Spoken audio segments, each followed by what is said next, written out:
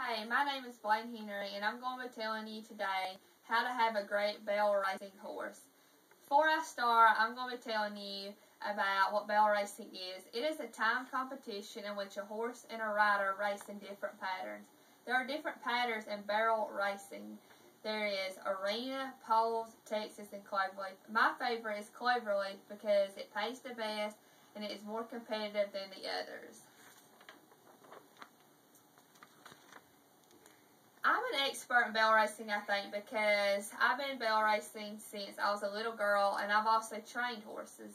The best way to have a good horse is to pick one with a good bloodline, train yourself, and feed it properly. This speech will address how to properly choose, train, and feed a great horse for competitive. Choosing a horse with proper bloodlines is very important. Barrel racing requires unique physical, mental, emotional characteristics, so horses that come from long lines of successful competition horses have a better potential to win. You would choose a quarter horse than a Tennessee walk-in because quarter horses have muscles and can turn the barrels and be strong and competitive. Size does matter. You'd rather have a 14, 15-hand horse that can turn the barrel and have long strides than a 16, 17-hand horse. Horses are like dogs because dogs with championship bloodlines are likely to become champions. They have genetics.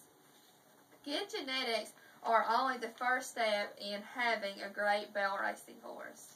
Without proper training, the most expensive horse from the most promising bloodline can end up being completely useless. Training it yourself is very important because, from my experience, I've trained a horse and you get more out of it.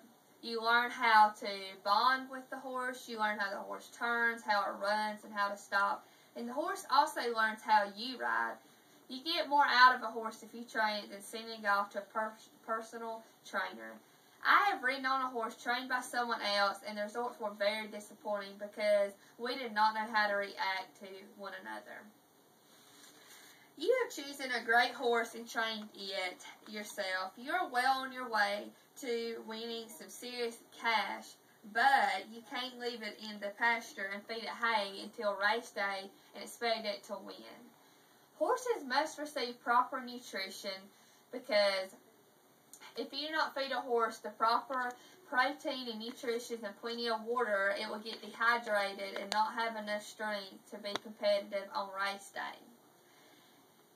I know that because I've seen a good bloodline horse lose because of poor nutrition. Field trail dogs need different types of dog food to give them energy to compete, just like barrel racing horses need different types of feed to have the same energy to compete. It is extremely important that horses come from good bloodlines, are trained by the racer, receive proper nutrition. These 3 simple steps will lead you on the way to having a great barrel racing horse. If you choose not to follow all 3 of the steps, you may end up with an old nag that is ready for the glue factory rather than the course.